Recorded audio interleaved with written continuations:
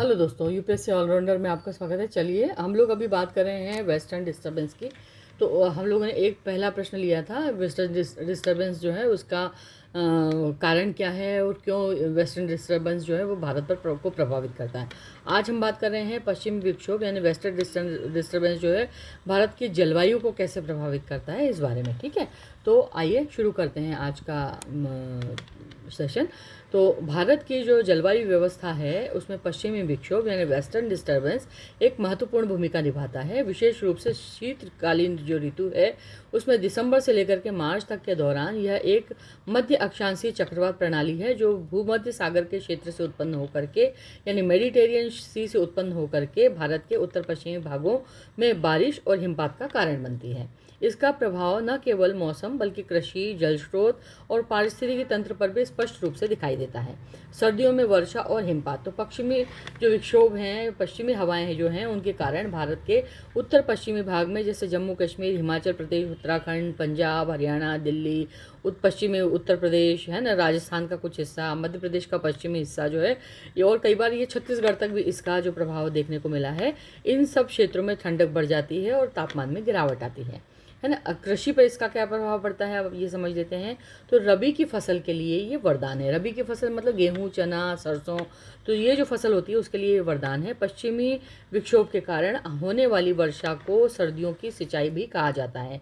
यह वर्षा गेहूं, चना, जौ, सरसों जैसी फसलों, रबी की जो फसलें हैं उनमें उनकी जो वृद्धि होती है उसके लिए ये आवश्यक नमी प्रदान करती हैं। ओलावृष्टि से कई बार इसकी वजह से हानि भी हो जाती है। कभी कभी यह प्रणाली तेज हवाओं, ओलावृष्टि और भारी वर्षा के कारण भी बनती है, जिससे फसलों को भारी नुकसान भी हो जाता है। अब हम आगे पढ़ते हैं जल स्रोतों पर इसका क्या प्रभाव पड़ता है। तो पश्चिमी विक्षोभों के कारण हिमालय में भारी हिमपात होता है, जिससे ग्लेशियर में और नमी मिलती है, वहाँ पे बर्फ़ मिलती है उसको, और इससे नदियों में गर्मी के दौरान जो है वो निरंतर पानी की आपूर्ति बनी रहती है। यह सिंधु नदी प्रणाली के लिए भी बहुत ही लाभदायक है। नदियों में जल प्रवाह को ये बनाए रखता है।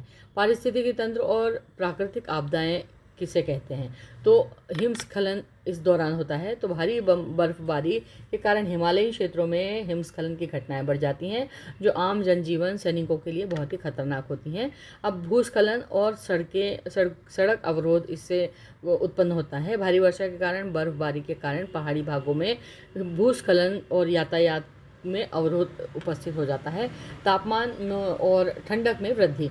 तो पश्चिमी विक्षोभ के गुजरने के बाद अक्सर उत्तर भारत में कोल्ड वेव की स्थिति उत्पन्न हो जाती है, जिससे तापमान जो है वो सामान्य से काफ़ी नीचे चला जाता है। विशेष रूप से जनवरी और फरवरी के दौरान उत्तर भारत में सर्दी का प्रकोप बढ़ जाता है। कोहरा छा जाता है, दूर दूर तक गाड़ियाँ जो है उनको चलने में असुविधा होती है, क्योंकि सामने का एकदम विजिबिलिटी जो है वो समाप्त हो जाती है कोहरे की वजह से, धुंध की वजह से, क्योंकि मौसम ठंडा हो जाता है उस दरमियान।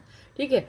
जलवायु असंतुलन और अनिश्चितता। हाल के वर्षों में जलवायु परिवर्तन के कारण पश्चिमी विक्षोभों की आवृत्ति और तीव्रता में परिवर्तन देखा गया है। कभी कभी यह कमज़ोर पड़ता है, कभी अत्यधिक तीव्र नुकसान भी पहुंचाता है। इससे कृषि चक्र जो है, फसल उपज और जल आपूर्ति में भी अनिश्चितता का वातावरण बढ़ जाता है।